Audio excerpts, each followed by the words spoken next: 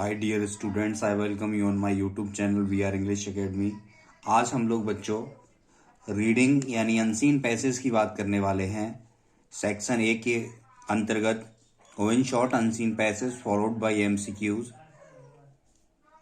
One unseen passage followed by very short answer type questions.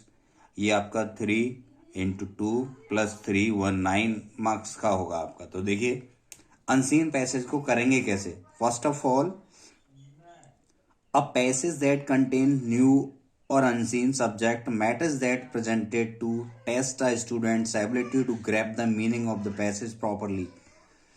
जो paragraph होगा उसमें वो है पठित और अपठित हो सकता है विद्यार्थियों की योग्यता को जांचने के लिए। Meaning of the passage properly यानी अच्छे प्रकार से पाठ का अर्थ समझें। टू आंसर द क्वेश्चंस, प्रश्नों के उत्तर देने के लिए।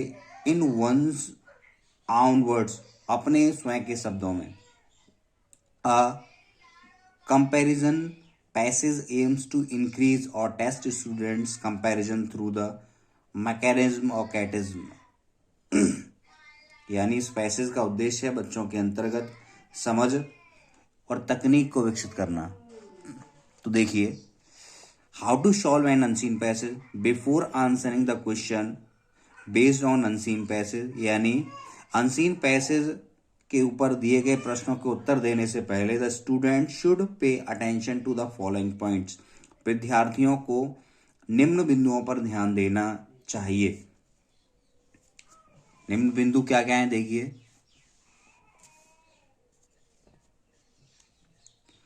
The student should go through the passage carefully, get the central idea of the passage। The student should, विद्यार्थियों को go through में पढ़ना चाहिए, the passage में पैराग्राफ, carefully में सावधानी पूर्वक, to get the central idea जानने के लिए मुख्य बिंदु of the passage, पाठ का सारांश जानने के लिए अच्छे प्रकार से पढ़ना चाहिए। To know the details यानी विवरण जानने के लिए द स्टूडेंट शुड, विद्यार्थी को पढ़ना चाहिए। स्लोली रीड द पैसेज, धीरे धीरे गद्यांश को पढ़ना चाहिए।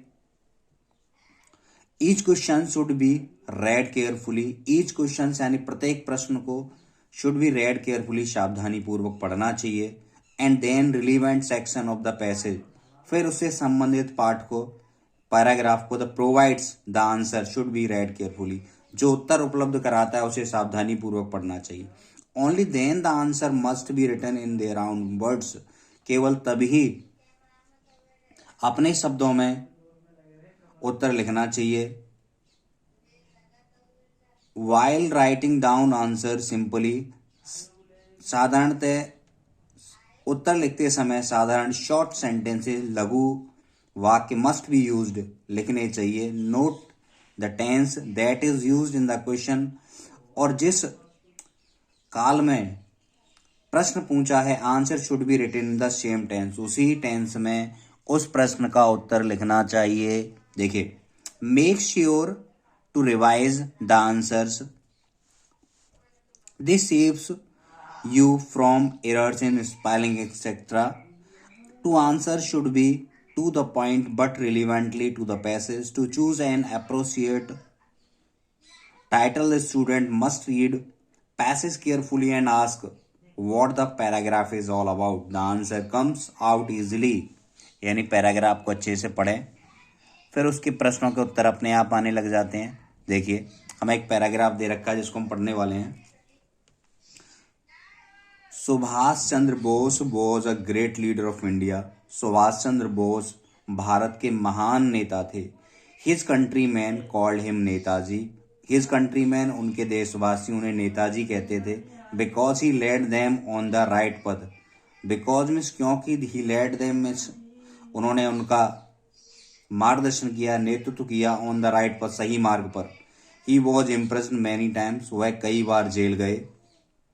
But he soon found out that more efforts should be made to make India free। But soon he found out, लेकिन शीघ्र ही उन्होंने जाना that more efforts, अधिक प्रयास चाहिए, should be made, करने चाहिए, made make India free, Bharat को आजाद कराने के लिए।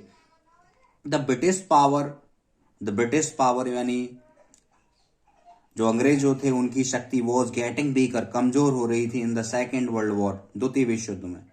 यानी अंग्रेजों की द्वितीय विश्व युद्ध में शक्ति कमजोर हो रही थी। ही thought of shaking it from all sides, he thought उन्होंने सोचा of shaking it from all side, इसकी जड़ों को चारों ओर से हिलाने के लिए, यानी हर ओर से इसे हिलाने के लिए।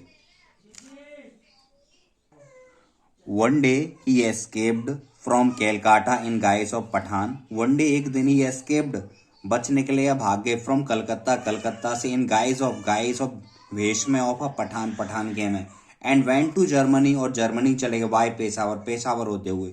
फ्रॉम जर्मनी, जर्मनी से ही वेंट टू जापान, वह जापान गए, वॉन्ट नहीं है वेंट है, VENT है ना। He organize the Indian national army, उन्होंने ऑर्गेनाइज में संगठन बनाया, द इन नेशनल, इन भारतीय राष्ट्रीय army, that fought many battles against British forces, जिसने कई ब्रिटिश सैनिकों के विरुद्ध कई लड़ाइयां लड़ी। He said to his countryman, उन्होंने अपने देशवासियों से कहा, गिव मी ब्लड, मुझे खून दो, and I will give you freedom, मैं तुम्हें आज़ादी दूंगा। ये आपका 2023 में आया हुआ है। तो हु वॉज सुभाष चंद्र बोस, सुभाष चंद्र बोस कौन थे? तो सुभाष चंद्र बोस कौन थे भाई? देखो, Subhash Chandra Bose was a great scientist नहीं थे, अ ग्रेट आर्टिस्ट नहीं थे, अ ग्रेट लीडर, एक ग्रेट लीडर थे। क्या थे? Great leader. हमारा ऑप्शन सी इज करेक्ट, ठीक है, अ ग्रेट लीडर। ऐसे ही give me blood and I will give you freedom, whose statement is this, यह किसने कहा give me blood and I will give you freedom? किसने कहा था? सुभाष चंद्र, चंद्रशेखर आजाद ने नहीं, सुभाष चंद्र बोस ने। किसने कहा था?